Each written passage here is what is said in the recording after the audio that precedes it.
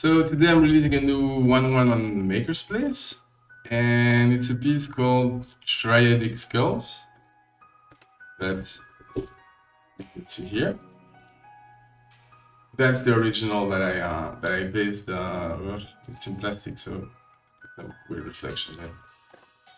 But yeah, so that's the painting that I based the NFT on. The NFT is slightly different. So it's got weird base colors because well, I had so many problems with this painting as I was producing it. It was supposed to be part of a collab. It was supposed to happen a year ago. Never happened because of the pandemic. Then part of another collab didn't happen either. So after daunting me from the top of my to-do pile for months, I decided to get to it and finish it. And I improved a few things. Then I wanted to scan it. I'd like to scan all the different stages of my painting. And my printer needed an ink change. So yeah, it doesn't want to let me scan if I don't change the ink, which is fucking stupid. But yeah, I hate printers. And so I dropped the painting next to the printer, take the cartridge out, and it exploded and threw ink everywhere. So yeah, the painting was covered with printer ink. So I decided to, instead of just rage trashing it, which I came close to do, I decided to finish it with printer ink, which is the first time I do that. And yeah, don't do it. It sucks. It's really not made for paintings. As you can see, like he went through the paper a little bit here. And well, I managed to recuperate most of it, but you can still see little drops of blue ink here and there. So I'm just warning you.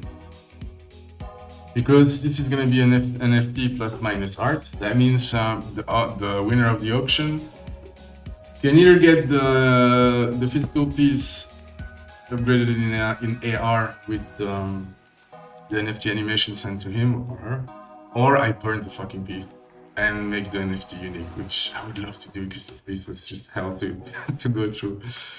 Okay, so let me show you the NFT. Where is this thing?